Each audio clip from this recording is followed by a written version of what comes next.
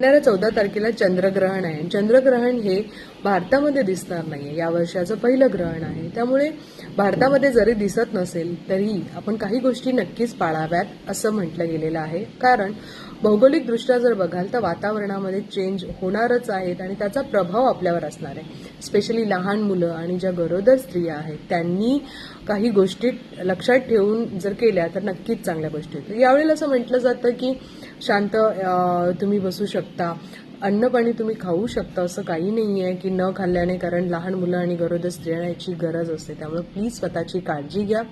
या काळात फक्त आपल्याकडे म्हटलं जातं की काही गोष्टी कापू नये, सुई दोरा अशा गोष्टींशी थोडंसं दूर राहावं. त्याचबरोबर आपण काय करायचं आहे तर गरोदर स्त्रियांनी स्पेशली विष्णू सहस्त्रनाम नक्की ऐका.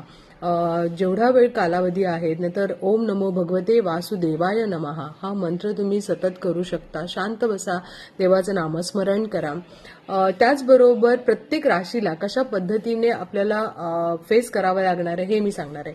एक लक्षात घ्या, होळी आहे, थोडंसं वातावरण येणारे 2 महिने थोडे त्रासदायकच आहेत. त्यामुळे रागावर कंट्रोल करा, शांत राहा, पटकन कुणाला उलट उत्तर देऊ नका, उगाचच भांडण आणि चिडचिड याच्यामध्ये अडकू नका.